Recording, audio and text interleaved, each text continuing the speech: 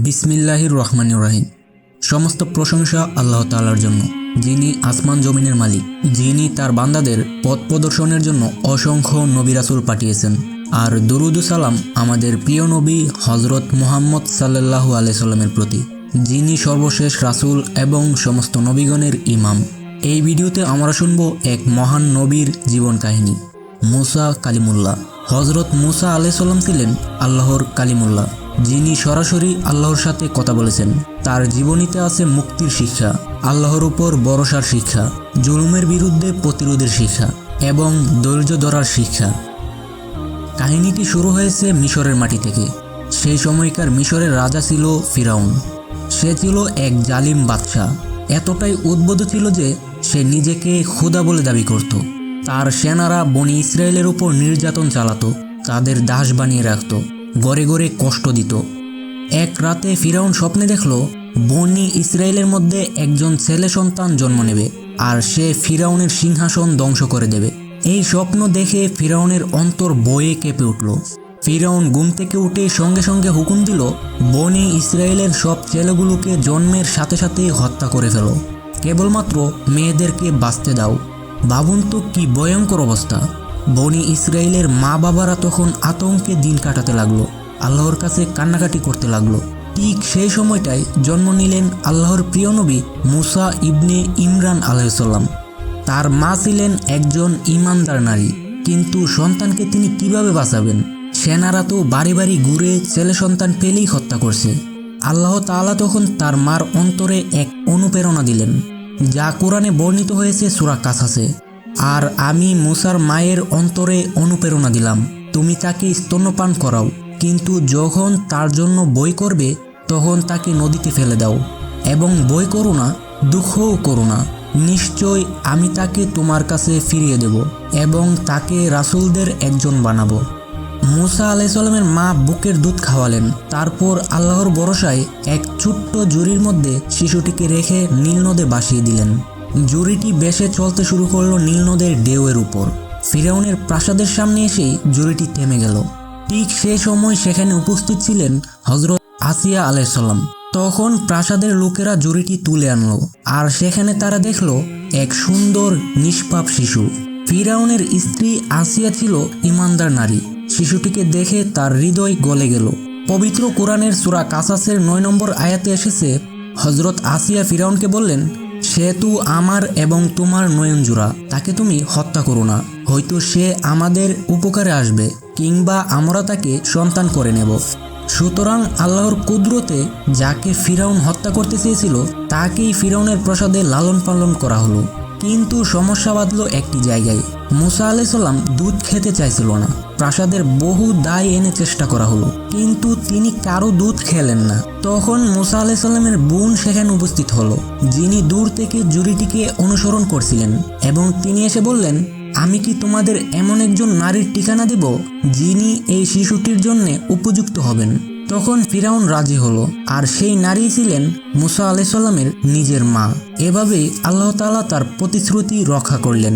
শিশুটি নিরাপদে তার মায়ের বুকে ফিরে আসলো। দিন যায়, মাস যায়, শিশু মুসা আলাইহিস সালাম বড় হতে থাকলেন ফিরাউনের প্রাসাদে। সোনার আসন, রাজকীয় শিক্ষার সুযোগ, সেনাদের কড়া পাহারা, সবকিছুই ছিল তার জন্য বরাদ্দ। তবু তার হৃদয় অন্যরকম ছিল। চারপাশে বিলাসিতা থাকলেও তার চোখে ভাসত দাসত্বে জর্জরিত বনি ইসরায়েল জাতি। প্রতিদিনই তিনি দেখতেন ফিরাউনের সৈন্যরা কিভাবে দারিদ্র মানুষদের চাবুক দিয়ে পেটাচ্ছে। শিশুদের কান্না, মায়েদের চিৎকার, বৃদ্ধদের হাহাকার। একটা কোমল হৃদয়, যা আল্লাহ ভবিষ্যতের নবী বানাবেন, কিভাবে এই দৃশ্য তিনি সহ্য করবেন। তার বুক ভরে উঠত দুঃখে, আর চোখে আসত অশ্রু। তিনি জানতেন বাইরের মানুষ তাকে ফিরাউনের সন্তান ভেবে দেখে, কিন্তু ভিতরে ভিতরে তিনি জানতেন তিনি আসলে ওই নির্যাতিত জাতিরই সন্তান। রাতে প্রাসাদের নীরবতায় তিনি আকাশের দিকে তাকিয়ে থাকতেন, যেন অজান্তে প্রশ্ন করতেন, হে মহান সৃষ্টিকর্তা, এ জুলুম আর কতদিন চলবে? তুমি কি আমাদের উদ্ধার করবে না? এই প্রশ্নই ধীরে ধীরে তার জীবনের পথ বদলে দিতে লাগলো। একদিন দুপুরে যখন শহর প্রায় খালি, লোকেরা কাজের ক্লান্তিতে বিশ্রামে ব্যস্ত, মুসা আলাইহিস সালাম একা একা রাস্তায় বের হলেন। তখনই ঘটল সেই ঘটনা যা তার জীবনের মোড় ঘুরিয়ে দিল। তিনি দেখলেন এক মিশরীয় কপটি এবং একজন বনি ইসরায়েল মানুষ মারামারি করছে। কপটিটি ছিল শক্তিশালী, হাতে ছিল লাঠি, আর বনি ইসরায়েল ছিল দুর্বল এবং সে চিৎকার করছে, হে মুসা, আমাকে সাহায্য করো। মুসা আলাইহিস সালামের কোমল হৃদয় তখন কেঁপে উঠল। তিনি ছুটে গেলেন সেই বনি ইসরায়েলের মানুষটিকে বাঁচাতে, কিন্তু জোরাজুরির এক পর্যায়ে একটি ঘুষি গিয়ে কপটিটির গালে পড়ে এবং সে সেখানে মৃত্যুবরণ করে। মুসা আলাইহিস সালাম সঙ্গে সঙ্গে আঁতকে উঠলেন, এটা কি হলো? আমি তো তাকে হত্যা করতে চাইনি, আমি কেবল সাহায্য করতে চেয়েছিলাম। তিনি চারদিকে তাকালেন, শহর নিস্তব্ধ, কেউ কিছু দেখেনি। তবুও তার অন্তরে ভয় ঢুকে গেল। তিনি অনুতাপে ভরে গেলেন। তিনি আল্লাহর দিকে মুখ ফিরিয়ে বললেন, হে আমার প্রভু, আমি নিজের উপর জুলুম করে ফেলেছি, তুমি আমাকে ক্ষমা করে দাও। আল্লাহ তাআলা তার দোয়া কবুল করলেন এবং তাকে ক্ষমাও করে দিলেন। কিন্তু এই ঘটনার খবর গোপন থাকল না। ধীরে ধীরে ছড়িয়ে পড়ল মুসা একজনকে হত্যা করেছে। পরের দিন মুসা আলাইহিস সালাম আবার শহরে বের হলেন। ঠিক আগের জায়গায় দেখলেন একই সেই বনি ইসরায়েলের মানুষ আবার ঝগড়ায় জড়িয়েছে, এবার অন্য কারো সাথে। মুসা আলাইহিস সালাম বললেন, তুমি তো প্রকাশ্যে পথভ্রষ্ট, কালকেও তোমার জন্য ঝামেলা হলো, আবার আজকেও একই ঘটনা ঘটালে। মুসা আলাইহিস সালাম যখন এগোতে গেলেন তখনই সেই বনি ইসরায়েলের লোক বয়ে বলে ফেলল, তুমি কি আজও আমাকে হত্যা করবে, যেমন কাল একজনকে করেছিলে? একথা শুনে আশেপাশের লোকজন কেঁপে উঠল। মুহূর্তের মধ্যেই খবর ছড়িয়ে গেল, মুসাই হলো সেই রক্ষীর খুনি। খবর পৌঁছালো সরাসরি ফিরাউনের কানে। সে গর্জে উঠল এবং ফিরাউন হুকুম দিল, তাকে খুঁজে বের করো, সে যদি ধরা পড়ে আমি নিজে তাকে হত্যা করব। সেনারা তখন প্রস্তুত হলো। শহরে গোপন সভা বসলো। মুসাকে মেরে ফেলার পরিকল্পনা শুরু হলো। ঠিক তখনই একজন ইমানদার ব্যক্তি, যিনি ফিরাউনের সবাই ছিলেন, সে দৌড়াতে দৌড়াতে মুসা আলাইহিস সালামের কাছে এলেন। তিনি গোপনে মুসা আলাইহিস সালামকে সতর্ক করলেন। পবিত্র কোরআনের সূরা কাসাসের আয়াত 20 এসেছে, হে মুসা, আজকেই তোমাকে হত্যা করার ষড়যন্ত্র চলছে, তুমি এখান থেকে বের হয়ে যাও, আমি তো তোমার জন্য কল্যাণকামী। মুসা আলাইহিস সালামের বুক দরফর করতে লাগলো। তিনি প্রাসাদ ছেড়ে অজানা পথে বেরিয়ে গেলেন। শহর থেকে দূরে চলে যাওয়ার সময় তিনি আল্লাহর কাছে প্রার্থনা করলেন, হে আমার প্রভু, আমাকে এ জালিম সম্প্রদায় থেকে রক্ষা করো। তিনি পায়ে হাঁটতে লাগলেন, পেছনে আর তাকালেন না। কোনো খাবার নেই, কোনো সঙ্গী নেই, শুধু নির্জন মরুভূমি। তিনি আবার দোয়া করলেন, হে আমার প্রভু, তুমি আমাকে সঠিক পথ দেখাও। দিনের পর দিন হাঁটতে লাগলেন মুসা। পায়ের নিচে গরম বালি, মাথার উপরে প্রহর রোদ, শরীর ক্ষুধায় কাতর হয়ে আছে, তবুও তার মুখে একটাই নাম, আল্লাহ। অবশেষে তিনি পৌঁছালেন মাদিয়ান নামে এক শহরে। শহরে ঢুকতেই তিনি দেখতে পেলেন এক কূপের পাশে বহু রাহাল ভিড় করছে, সবাই পানি তুলছে। এক কোণে দাঁড়িয়ে আছে দুইজন তরুণী মেয়ে, কিন্তু তারা ভিড়ের মধ্যে যেতে পারছে না। তারা লজ্জায় দাঁড়িয়ে আছে, তাদের পশুগুলোও তৃষ্ণায় কাতর। এই দৃশ্য দেখে মুসা আলাইহিস সালাম এগিয়ে গেলেন। মৃদু সুরে হেসে বললেন, তোমরা কেন এখানে দাঁড়িয়ে আছো? পানি তুলছো না কেন? তারা মাথা নিচু করে উত্তর দিলেন, আমরা মেয়ে মানুষ, আমাদের লজ্জা হয়, লোকেরা চলে গেলে তারপর আমরা পানি তুলব, আর আমাদের বাবা একজন বৃদ্ধ, তিনি নিজে আসতে পারেন না। তখন মুসা আলাইহিস সালাম এক মুহূর্ত দেরি করলেন না, তিনি নিজেই কূপ থেকে পানি তুললেন, তাদের পশুগুলোকে পানি পান করালেন। মেয়েগুলো অবাক হয়ে তাকিয়ে রইল। এমন সাহায্য তারা জীবনে কখনো পায়নি। তারা ধন্যবাদ দিয়ে তাড়াতাড়ি সেখান থেকে বিদায় নিল। মেয়েগুলো চলে গেলে মুসা আলাইহিস সালাম একটি গাছের ছায়ায় বসলেন। মরুভূমির ক্লান্ত প্রতীক মুসা আলাইহিস সালাম বসে আছেন এক গাছের ছায়ায়, ক্লান্ত, ক্ষুধার্ত এবং একা। মুখ শুকিয়ে গেছে, শরীরে কোনো শক্তি নেই, তবুও তার চোখ আকাশের দিকে, আর কণ্ঠে সেই আবেদন, হে আমার প্রভু, তুমি আমাকে যে কল্যাণ দাও আমি তার মুখাপেক্ষী। এই দুয়ার সুর আকাশে পৌঁছালো। আল্লাহ তো তার বান্দাদের আরতি কখনো ফেরান না। হঠাৎ তিনি দেখতে পেলেন দূর থেকে এক তরুণী মেয়ে এগিয়ে আসছে। পদক্ষেপগুলো দৃঢ়, লজ্জাশীলা আর মাথা নিচু। এর জন্য সৌন্দর্যের সাথে লজ্জাশীলতার অনন্য মিশ্রণ। সে কাছে এসেই বিনয়ের সাথে বলল, আমাদের বাবা আপনাকে ডেকেছেন, তিনি চান আপনি আমাদের জন্য যে পানি তুললেন তার প্রতিদান দিতে। মুসা আলাইহিস সালাম তখন অবাক হলেন, আল্লাহ তার দোয়া কি এত দ্রুত কবুল করে ফেললেন? তখন মুসা আলাইহিস সালাম সেই তরুণের সাথে রওনা দিলেন। তরুণী তাকে নিয়ে গেলেন তাদের বাড়িতে। সেখানে বসে আছেন এক বৃদ্ধ সাদা দাড়িওয়ালা সম্মানী মানুষ। তিনি ছিলেন নবী শুআইব আলাইহিসসালাম। শুআইব আলাইহিসসালাম স্নেহমা চোখে তাকালেন এবং বললেন, হে যুবক, তুমি বসো। তোমার অবস্থা দেখে বুঝতে পারছি তুমি বহু কষ্ট করে এসেছো। সব বলো, কে তুমি, কোথা থেকে তুমি এলে? মুসা আলাইহিসসালাম মাথা নিচু করে সব কাহিনী খুলে বললেন। রক্ষীকে হত্যা করেছেন, শহর থেকে তিনি পলায়ন করেছেন, মরুভূমির যন্ত্রণা, আল্লাহর কাছে দোয়া, সবই তিনি শুআইব আলাইহিসসালামকে জানালেন। শুআইব আলাইহিসসালাম ধৈর্য নিয়ে সবটা শুনলেন। তারপর শান্ত কণ্ঠে বললেন, ভয় পেও না, তুমি এখন থেকে নিরাপদে আসো। এখানে ফেরাউনের কোনো হাত পৌঁছাবে না। শুআইব আলাইহিসসালামের কন্যারা বাবাকে বলল, হে আমাদের পিতা, তাকে চাকর হিসেবে নিয়োগ দিয়ে দিন। নিশ্চয়ই তিনি শক্তিশালী এবং বিশ্বস্ত। এভাবে আল্লাহ তার বান্দার জন্য ব্যবস্থা করলেন। তখন শুআইব আলাইহিসসালাম হাসি মুখে প্রস্তাব রাখলেন, হে মুসা, আমি আমার 2 কন্যার একজনকে তোমার সাথে বিবাহ দিতে চাই। শর্ত হলো তুমি 8 বছর আমার জন্য কাজ করতে হবে, আর যদি তুমি 10 বছর পূরণ করো তবে সেটা তোমার দান হবে। আমি তোমার প্রতি কোনো কঠোরতা করব না। তুমি আমাকে ইনশাআল্লাহ সৎ লোক হিসেবে পাবে। মুসা আলাইহিস সালাম মাথা নত করে সম্মতি দিলেন। এভাবেই তিনি পেলেন আশ্রয়, পেলেন একটি পরিবার এবং একটি নতুন জীবন। এরপর বছর কেটে যেতে লাগলো। মুসা আলাইহিস সালাম রাখালের কাজ করতেন। সকালবেলায় বেড়া চড়াতে বের হতেন, সন্ধ্যায় বাড়ি ফিরে আসতেন। আল্লাহ তাআলা এভাবে তাকে ধৈর্য শিখালেন, নেতৃত্ব শেখালেন, সাধারণ মানুষের কষ্ট বোঝার শিক্ষা দিলেন। তিনি বুঝলেন একজন মহান নেতা বা নবীর জন্য শুধু শক্তিই নয়, ধৈর্য, সেবা ও দয়া এসবই সবথেকে বেশি প্রয়োজনীয়। বছরের পর বছর মাদিয়ানে কাটালেন হযরত মুসা আলাইহিস সালাম। তিনি হযরত শুআইব আলাইহিস সালামের কন্যার সাথে বিবাহিত জীবন কাটালেন, কাজ করলেন, বেড়া ছড়ালেন, ধৈর্য ও সহনশীলতা অর্জন করলেন। কিন্তু একসময় তার মনে হলো সময় শেষ হয়েছে।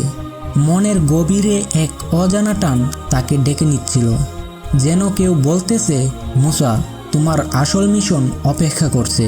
তোমার জাতি এখনো জুলুমের বারে কাঁদছে, তুমি কি ফিরে যাবে না? তার অন্তরে এ প্রশ্ন বারবার বাজতে লাগলো। অবশেষে তিনি স্ত্রী ও পরিবারকে নিয়ে মাদিয়ান ছেড়ে মিশরের দিকে রওনা হলেন। মরুভূমির পথে রাত নেমেছে, ঠান্ডা বাতাস বইছে, আকাশ ভরা তারা, চারদিকে নীরবতা, শুধু বালুর ঢেউ আর ক্লান্তির পদচিহ্ন। কিন্তু হঠাৎ সমস্যা দেখা দিল, তাদের পথ যেন হারিয়ে গেল। তিনি দিক চিনতে পারছিলেন না।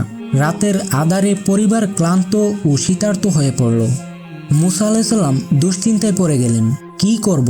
আমার স্ত্রী গর্ভবতী, পরিবার ক্লান্ত। আল্লাহ, এখন তোমার সাহায্য ছাড়া কোনো পথ নেই। ঠিক তখনই তার দৃষ্টি পড়ল এক আশ্চর্য দৃশ্যে।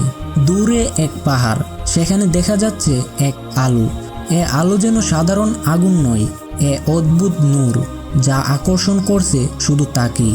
তিনি স্ত্রীকে বললেন, তোমরা এখানে অপেক্ষা করো, আমি হয়তো ওই আগুন থেকে কোনো খবর নিয়ে আসতে পারবো, কিংবা অন্তত কিছু আগুনের শিখা আনতে পারবো, যাতে আমাদের উষ্ণতা হয়। মুসা আলাইহিস সালাম দৃঢ় পদক্ষেপে এগোতে লাগলেন সেই আলোর দিকে। পাহাড়ের কাছে গিয়ে তিনি দেখলেন আলো এক জলমলে গাছ থেকে বের হচ্ছে। কিন্তু আশ্চর্যের বিষয় হলো, গাছটি তখনও আগুনে জ্বলছে না, বরং চারপাশ অদ্ভুত নূরে ভরে যাচ্ছে। মুসা আলাইহিস সালাম যখন অবাক হয়ে তাকিয়ে আছেন, তখন হঠাৎ তিনি শুনলেন এক আওয়াজ, গভীর, গম্ভীর, অথচ স্নেহমা এক কণ্ঠ। হে মুসা, আমি তোমার প্রভু, তোমার জুতা খুলে ফেলো, তুমি তো পবিত্র উপত্যকা তোয়ায় অবস্থান করছো। সূরা তোয়া আয়াত 11-12। মুসা আলাইহিস সালাম অবাক হয়ে কেঁপে উঠলেন। তিনি অনুভব করলেন এ কোনো সাধারণ আওয়াজ নয়, এ হলো তার প্রভু মহান আল্লাহর সরাসরি আহ্বান। আল্লাহ তাআলা তাকে বললেন, আমি তোমাকে নির্বাচিত করেছি, তাই মনোযোগ দিয়ে শোনো। যা তোমাকে নির্দেশ দিচ্ছি, নিশ্চয়ই আমি আল্লাহ, আমার বাইরে আর কোনো উপাস্য নেই। তুমি কেবল আমার ইবাদত করো এবং আমার স্মরণে নামাজ কায়েম করো। সূরা তোয়া আয়াত 13-14। ঠিক তখনই মুসা আলাইহিস সালাম কাঁপতে কাঁপতে সিজদায় লুটিয়ে পড়লেন। এ ছিল ইতিহাসের এক বিরল মুহূর্ত, মানুষ আর আল্লাহর সরাসরি কথোপকথন। আল্লাহ তাআলা তাকে জিজ্ঞাসা করলেন, হে মুসা, তোমার ডান হাতে কি আছে? তিনি তখন উত্তর দিলেন, এ আমার লাঠি, এতে করে আমি আমার বেড়াদের জন্য পাতা জারি, আর এর সাথে আমার অনেক দরকারি কাজ হয়। আল্লাহ তাআলা বললেন, এটা ফেলে দাও। মুসা আলাইহিস সালাম সঙ্গে সঙ্গে লাঠিটি ফেলে দিলেন। হঠাৎ এ লাঠি জীবন্ত সাপে রূপ নিল, দ্রুত ছুটতে লাগলো। মুসা আলাইহিস সালাম তখন ভয়ে দৌড়ে পালাতে লাগলেন। আল্লাহ তাআলা বললেন, হে মুসা, তুমি ভয় পেও না, এটা আবার তুলে নাও, আমি এটাকে পূর্বের অবস্থায় ফিরিয়ে দেব। তিনি কাঁপতে কাঁপতে সাপটিকে ধরলেন। হঠাৎ করে আবার সেটি লাঠিতে রূপান্তরিত হলো। আল্লাহ তাআলা আবারও বললেন, তোমার হাতকে তোমার বগলের নিচে রাখো, যখন বের করবে তা উজ্জ্বল সাদা হয়ে যাবে, কোনো রূপ ছাড়াই। এ হবে আরেকটি মুজিজা। এরপর আল্লাহ তাআলা ঘোষণা দিলেন, হে মুসা, আমি তোমাকে আমার রাসূল বানালাম, তুমি ফিরাউনের কাছে যাও, সে নিশ্চয়ই সীমা অতিক্রম করেছে। মুসা আলাইহিস সালাম বয়ে বয়ে বললেন, হে আমার প্রভু, আমি তো তাদের একজনকে হত্যা করেছি, আমি ভয় করি তারা আমাকে হত্যা করবে, আর আমার জিভ শক্ত নয়, কথা সহজে প্রকাশ করতে পারি না। আল্লাহ তাআলা তখন তাকে আশ্বস্ত করলেন এবং তার ভাই হারুন আলাইহিস সালামকে সাহায্যকারী হিসেবে নিয়োগ দিলেন। এই ছিল মুসা আলাইহিস সালামের জীবনের মোড় ঘুরিয়ে দেওয়া মুহূর্ত। এক রাহাল, এক পলাতক মানুষ আজ আল্লাহর রাসূল হয়ে উঠলেন। তার কাঁধে এখন এক বিরাট দায়িত্ব, ফিরাউনের দরবারে গিয়ে সত্য প্রচার করা, বনি ইসরায়েলকে মুক্তির পথ দেখানো, আর আল্লাহর একত্বের ঘোষণা দেওয়া। তুর পাহাড়ে আল্লাহর সাথে কথোপকথনের পর মুসা আলাইহিস সালাম বদলে গেলেন। এখন তিনি শুধু একজন মানুষ নন, তিনি আল্লাহর রাসূল। তার হাতে মুজিজা, অন্তরে সাহস, সাথে আছেন ভাই হারুন আলাইহিস সালাম। তিনি আল্লাহর সাথে অঙ্গীকার করেছেন, হে প্রভু, আমি তোমার নির্দেশ অনুযায়ী ফেরাউনের কাছে যাব, আমি তাকে তাওহীদ ও সত্যের দিকে ডাকব। আপনি একটু ভাবুন তো, কি ভয়ঙ্কর দায়িত্ব। যে মানুষ নিজেকে খোদা বলে দাবি করে, যার এক কথায় হাজারো শিশুকে হত্যা করা হয়েছে, তার দরবারে গিয়ে সত্য বলা কি এতটাও সহজ হবে? তবুও আল্লাহ তাআলা মুসা আলাইহিস সালামকে শক্তি দিলেন।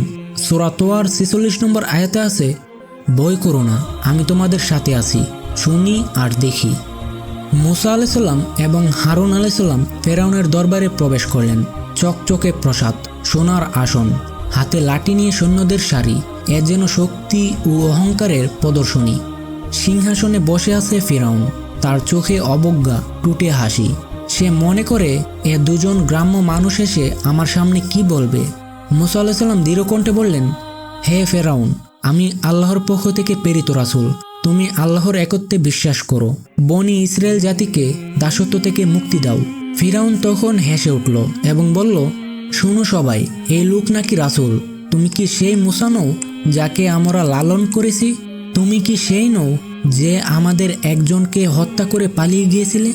মুসা আলাইহিস সালাম শান্তভাবে উত্তর দিলেন, হ্যাঁ, আমি সেটা করেছিলাম, কিন্তু আমি তখন পথভ্রষ্ট ছিলাম। আমার প্রভু আমাকে ক্ষমা করেছেন এবং আমাকে রাসূল বানিয়েছেন। ফিরাউন তখন বলল, তুমি যদি সত্যি রাসূল হয়ে থাকো তবে তুমি প্রমাণ দাও। মুসা আলাইহিস সালাম তখন হাতের লাঠিটি মাটিতে ফেললেন। হঠাৎ তার জীবন্ত বিশাল সাপে রূপ নিল, চোটে বেড়াতে লাগলো। লোকজন ভয়ে চিৎকার করে উঠল। তারপর তিনি তার হাত বগলের নিচে রাখলেন। হাত বের করতে তার হাতে জলমলে সাদা আলো ছড়ালো, যেন সূর্যের মতো উজ্জ্বল। ফিরাউন তখন হতভম্ব হয়ে গেল, কিন্তু তার অহংকার কমল না। সে বলল, এত জাদু ছাড়া আর কিছু নয়, আমাদের দেশে অনেক জাদুকর আছে, আমরা তাদের ডেকে আনবো, তারা প্রমাণ করবে তুমি মিথ্যাবাদী। তখন ফিরাউন দেশ জুড়ে ঘোষণা দিল, শ্রেষ্ঠ জাদুকরদের একত্রিত করলো, তারা এই মুসাকে হারিয়ে দেবে। শহরের চারদিকে সারা পড়ে গেল, বড় একটি ময়দান সাজানো হলো। লোকজন তখন সেই ময়দানে জড়ো হতে লাগলো, তারা দেখবে মুসা সত্য নাকি মিথ্যা। ফিরাউন তখন সিংহাসনে বসলো, সামনে শত শত জাদুকর, হাতে দড়ি আর লাঠি। তারা বলল, হে মুসা, তুমি আগে করবে নাকি আমরা আগে শুরু করব?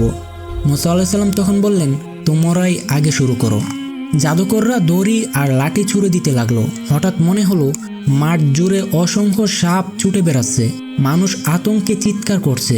কিন্তু মুসা আলাইহিস সালামের অন্তরে আল্লাহর কণ্ঠ ভেসে এলো।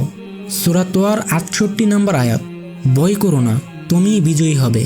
তারপরে হযরত মুসা আলাইহিস সালাম তার হাতের লাঠিটি মাটিতে ফেললেন। এবার সেটি সত্যিকার বিশাল সাপে পরিণত হলো এবং মুহূর্তে সব দড়ি লাঠি গিলে ফেলল। মাঠ নিস্তব্ধ হয়ে গেল, সবাই স্তব্ধ হয়ে তাকিয়ে রইল। জাদুকররা নিজেরাই ভয় পেয়ে লুটিয়ে পড়ল। তারা জানলো এ কোনো জাদু নয়, এটা আল্লাহর মুজিজা। তারা তখন ঘোষণা করলো, আমরা বিশ্বাস করলাম মূসা ও হারুনের প্রভুর প্রতি। ফিরাউন তখন রাগে ফেটে পড়ল, আমি তোমাদের অনুমতি দেওয়ার আগেই তোমরা ঈমান আনলে, তোমাদের হাত পা কেটে দেব, তারপর ক্রুশে ঝুলিয়ে রাখব। কিন্তু জাদুকররা দৃঢ়ভাবে জানালেন, তুমি যা ইচ্ছা করো, আজ থেকে আমরা তোমার কাছে নই, আল্লাহর কাছে ফিরে গেছি। এই দৃশ্য যেন ফিরাউনের অহংকারে আগুন ধরিয়ে দিল। সে ভাবল, যদি সাধারণ জাদুকর তার কথা শুনে আল্লাহতে বিশ্বাস করে, তবে আমার প্রজা কি করবে? তাই সে বনি ইসরায়েলের উপর নির্যাতন আরও বাড়িয়ে দিল। নারীদের অপমান, পুরুষদের হত্যা সবই চলতে লাগলো। কিন্তু মূসা আলাইহিস সালামের দাওয়াত একটুও থামল না। তিনি দিন রাত ফিরাউন এবং তার প্রজাদের ডাকতে লাগলেন, এক আল্লাহকে মানো,